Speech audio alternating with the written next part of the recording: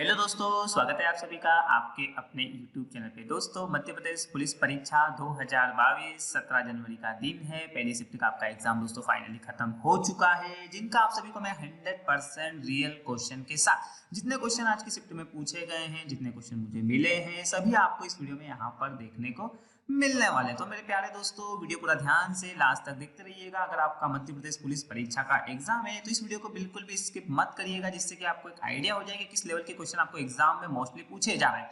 साथ में वीडियो पसंद आता तो वीडियो को लाइक, चैनल के साथ नहीं जुड़ा तो चैनल को सब्सक्राइब। कोई भी क्वेरी से तो कमेंट बॉक्स में जाकर कमेंट्स करिएगा। वीडियो को ज्यादा से ज्यादा शेयर कीजिएगा। व्हाट्सएप, टेलीग्राम, इंस्टाग्राम, फेसबुक, जहां आपका मन करे वीडियो को ज्यादा से ज्यादा शेयर करिएगा, जिससे कि जिन भी भाइयों का आने वाले शिफ्ट में एग्जाम है उनको यहाँ से डेफिनेटली मदद मिल सके। तो चलिए स्टार्ट करते हैं। देखिए, पहला क्वेश्चन ध्यान से देखिएगा कि सन 1954 में हुआ भारत और चीन समझौता किस नाम से जाना जाता है। तो देखिए दोस्तों, 1954 में भारत और चीन का समझौता जो है वो पंचशील समझौते के नाम से भी जाना जाता है। तो पंचशील समझौता बिल्कुल आपका इस क्वेश्चन का करेक्ट आंसर होता है। चलिए, साइंस का क्वेश्चन पूछा गया था कि आपेक्षिक आर्द्रता को मापने के लिए किस उपकरण का प्रयोग या उपयोग किया जाता है। तो देखिए, आर्द्रता जो आपकी मापी जाती है वो मापी जाती है हाइग्रोमीटर में, ना कि हाइड्रोमीटर में। तो हाइग्रो है ना, ये ध्यान रखिएगा। तो हाइग्रोमीटर में जो है ये नापी जाती है। चलिए, next question very easy question पूछा गया था कि भारत में जो है खजुराहो मंदिर कहाँ स्थित है। तो देखिए, भारत में खजुराहो मंदिर जो है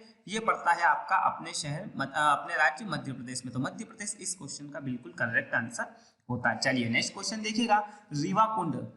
रीवा कुंड जो है कहाँ पर स्थित है। तो देखिए, रीवा कुंड आपका पड़ता है मांडू में। तो मांडू आपका बिल्कुल करेक्ट आंसर हो जाएगा। चलिए आगे बढ़िएगा, सरस्वती और खान किसकी सहायक नदी है। तो देखिए फ्रेंड्स, जो सरस्वती और जो खान नदी है ये है शिप्रा की। तो शिप्रा आपका बिल्कुल करेक्ट आंसर होता है। नेक्स्ट क्वेश्चन फ्रेंड्स पूछा गया था कि origin of speech by natural selection पुस्तक के लेखक कौन है। तो देखिए, origin of speech by natural selection पुस्तक के जो लेखक है वो है चार्ल्स डार्विन। तो चार्ल्स डार्विन आपका बिल्कुल सही आंसर होगा। आगे देखिएगा, जब लोलक घड़ी की लंबाई चौगुनी की जाती है तब उसकी समय अवधि में क्या परिवर्तन होगा। तो देखिए, जब लोलक घड़ी की जो लंबाई चौगुनी की जाती है तो उसकी समय अवधि जो है वो क्या हो जाती है, दो गुना, मतलब दो गुनी हो जाएगी। नेक्स्ट क्वेश्चन देखिए, मध्य प्रदेश हिंदी ग्रंथ एकेडमी की स्थापना जो है वो किस वर्ष की गई थी। तो हिंदी ग्रंथ एकेडमी की जो स्थापना हुई थी वो हुई थी 1969 में। तो 1969 आपका क्या होगा, बिल्कुल करेक्ट आंसर होगा। अगला क्वेश्चन फ्रेंड्स पूछा गया था कि स्वामी विवेकानंद ने शिकागो में हुए विश्व धर्म सम्मेलन को कब संबोधित किया। तो देखिए, विश्व धर्म सम्मेलन को जो संबोधित किया था स्वामी विवेकानंद ने वो किया था 1893। तो 1893 आपका बिल्कुल करेक्ट आंसर होगा। नेक्स्ट क्वेश्चन फ्रेंड्स यहाँ पर पूछा गया था कि रेडियो कार्बन काल निर्धारण तकनीक का उपयोग जो है वो किसकी आयु पता करने के लिए किया जाता है। तो रेडियो कार्बन काल निर्धारण जो तकनीकी का उपयोग जो है मृदा की आयु ज्ञात करने के लिए किया जाता है। तो मृदा आपका बिल्कुल करेक्ट आंसर होगा। नेक्स्ट क्वेश्चन पूछा गया था कि होशंग शाह का मकबरा जो है वो कहाँ पर स्थित है। तो होशंग शाह का जो मकबरा स्थित है वो है आपका मांडू में। तो मांडू आपका बिल्कुल सही जवाब होगा।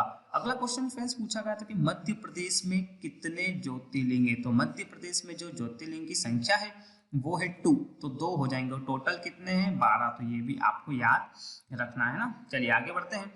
नेक्स्ट क्वेश्चन फिर पूछा गया था कि बरमान का मेला कितने दिनों तक चलता है। दोस्तों, मेले से रिलेटेड क्वेश्चन भी आपकी शिफ्टों में पूछे जा रहे हैं। तो जितने भी मेले हैं उनको आप एक बार अच्छे से कवर कर लीजिएगा, जिससे कि अगर आपका आने वाले शिफ्ट में एग्जाम हो तो आपको मदद मिल सके। तो बरमान का जो मेला आयोजित होता है वो टोटल 13 दिन के लिए होता है। तो 13 आपका क्या होगा, सही आंसर होगा। अगला क्वेश्चन पूछा गया था कि वायु के दिए गए आयतन में जल वाष्प की मात्रा को कहा जाता है। तो देखिए, जल वाष्प की मात्रा को जो कहा जाता है वो कहा जाता है विशिष्ट आर्द्रता। तो विशिष्ट आर्द्रता आपका क्या होगा, बिल्कुल करेक्ट आंसर होगा। नेक्स्ट क्वेश्चन पूछा गया था कि प्रसिद्ध पर्यटन स्थल कांच मंदिर कहाँ स्थित है। तो वेरी इजी क्वेश्चन हो जाएगा। कांच मंदिर ये पड़ता है आपका इंदौर में। तो इंदौर आपका बिल्कुल करेक्ट आंसर होगा। तो चलिए नेक्स्ट क्वेश्चन देखिएगा, यहाँ पर क्या पूछा गया था फ्रेंड्स कि सीएट का जो ब्रांड एम्बेसडर कौन है। तो ये हो जाएंगे आपके आमिर खान। तो आमिर खान आपका क्या होगा, बिल्कुल सही आंसर होगा। चलिए आगे पूछा गया था कि तापमान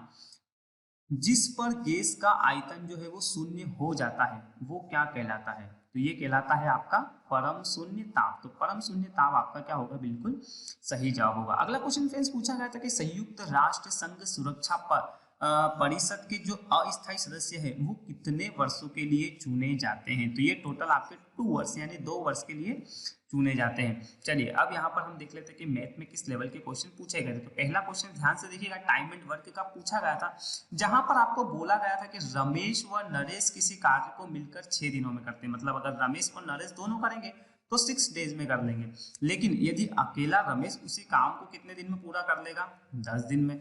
तो बताओ अकेला नरेश कितने दिन में उस काम को पूरा कर पाएगा। तो नरेश का वर्क आपको यहाँ पर ज्ञात करना है, जैसा कि क्वेश्चन में गिवन है। सबसे पहले हम यहाँ पर लिख लेते हैं, एग्जाम में आपको ये सारी चीजें करने की जरूरत नहीं है, वो तो मैं आपको बता रहा हूँ, इसलिए यहाँ पर इतना मेरे को लिखना पड़ेगा। तो देखिए यहाँ पर सबसे पहले मैं रमेश लिख देता हूँ, देन नरेश लिख लेते हैं।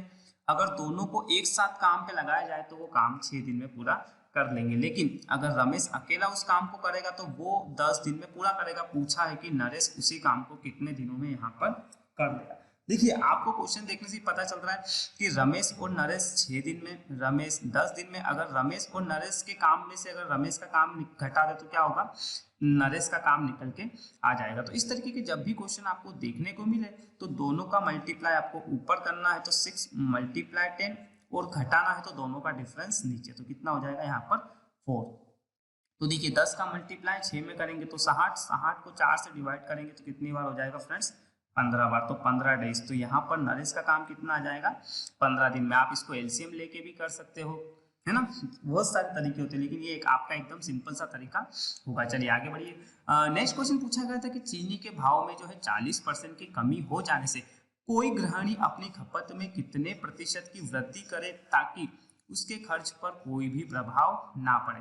देखिए फ्रेंड्स यहाँ पर 40% की जो है वो चीनी के भाव में कमी आई है। देखिए पहले अगर आप 100 रुपये का सामान लेते थे तो अभी क्या हुआ है कि 40% की कमी हो गई। तो 40% की जब कमी हुई है तो आप जो है अभी भी 100 रुपये ही खर्च कर रहे हो, लेकिन पहले आपको कम सामान मिलता था, अब आपको क्या मिलेगा, ज़्यादा मिलेगा, क्योंकि 40% की कमी हुई है। तो देखिए जब भी कमी की बात की जाए, डिस्काउंट की बात की जाए, तो आपको 100 से माइनस करना है, और वृद्धि की बात की जाए तो 100 में जोड़ना है। तो पहले अगर हम मान लेते हैं कि चीनी का मूल्य कितना था फ्रेंड्स, यहाँ पर 100 था, तो 40% की कमी हुई तो अब कितना हो गया, 60। तो बोला गया है कि कितने प्रतिशत गृहिणी की जो खपत है उसमें कितने प्रतिशत की वृद्धि करे ताकि उसके खर्च पर कोई भी प्रभाव ना पड़े। देखिए यहाँ पर जो है जो भी वस्तु वो खरीद रही थी वो ज्यादा ही मिलेगा, तो इन दोनों का आपको क्या करना है फ्रेंड्स, डिफरेंस करना है। तो 40 और जो नई वाली वैल्यू, मतलब जो भी आप डिफरेंस करोगे, योग करोगे, अगर कमी बोलोगे तो 60, अगर वृद्धि बोलते तो 140 होता, लेकिन फिलहाल कमी की बात की गई तो डिवाइड में 60 मल्टीप्लाई बाय 100। तो देखिए 2/3, ये कितना हो जाएगा आपका, 2/3 होगा, क्योंकि देखिए 20 से 2 बार, 20 से 3 बार, यानी ये कितना हो जाएगा 200/3। तो अपने आप में क्या हो जाएगा 66 सही 2/3। तो 66 सही 2/3% आपका बिल्कुल करेक्ट आंसर होगा। चलिए आगे बढ़ते हैं। आगे बोला गया है कि 4 क्रमागत सम संख्याओं का आपको एवरेज दिया हुआ है 27। इन संख्याओं में सबसे बड़ी संख्या क्या है। देखिए सबसे बड़ी संख्या पूछा जा सकता है, सबसे छोटी संख्या पूछा जा सकता है, पहली संख्या पूछा जा सकता है, आखिरी पूछा जा सकता है, कुछ भी पूछा सकता है, बस आपको करने का तरीका पता होना चाहिए। तो देखिए 4 सम संख्याओं का एवरेज आपको 27 दिया हुआ है। तो देखिए यहाँ पर हम लिख लेते हैं, फर्स्ट ये हो गई आपकी, सेकेंड ये हो गई आपकी, थर्ड और ये हो गई फोर्थ। इनका क्या एवरेज दिया हुआ है 27, लेकिन सम संख्याओं का, लेकिन ये क्या है आपका ओड नंबर आपको गिवन है। तो यहाँ पर देखिए सम संख्या अगर मैं यहाँ पर इस तरीके से कर देता हूँ तो 2 आपके नंबर इधर हो जाएंगे, 2 इधर हो जाएंगे। तो ये अगर आपकी 27 होती है फ्रेंड्स, तो देखिए इसके पहले वाले इवन नंबर क्या होगा 26, इसके पहले वाला इवन क्या होगा 24, इसके बाद वाला क्या होगा 28, इवन नंबर की बात की जा रही है, और ये कितना हो जाएगा 30। अब इन चारों को अगर आप जोड़ोगे, वापिस से 4 से डिवाइड करोगे तो आपका एवरेज वही निकल के आएगा 27। पूछा क्या है बड़ी संख्या क्या होगी, तो बड़ी संख्या आपका आंसर क्या होगा 30। छोटी संख्या पूछे तो 24। बड़ी संख्या छोटी संख्या का योग पूछा जाए तो दोनों को जोड़ दीजिएगा, डिफरेंस पूछा जाए तो डिफरेंस कर दीजिएगा, मल्टीप्लाई पूछा जाए तो मल्टीप्लाई कर दीजिएगा। तो इस तरीके से जो पूछा जाए आप इस क्वेश्चन को सोल्व कर सकते हो। तो फ्रेंड्स ये थे आज की आपकी पहली शिफ्ट में पूछे गए क्वेश्चन। वीडियो कैसा लगा, वीडियो लाइक करके बताइएगा। चैनल के साथ नहीं जुड़ा हो तो चैनल को सब्सक्राइब करिएगा, वीडियो को ज़्यादा से ज़्यादा शेयर करिएगा, जिससे कि जिन भी लोगों का आने वाले समय में एग्जाम है उनको यहाँ से डेफिनेटली मदद मिल सके।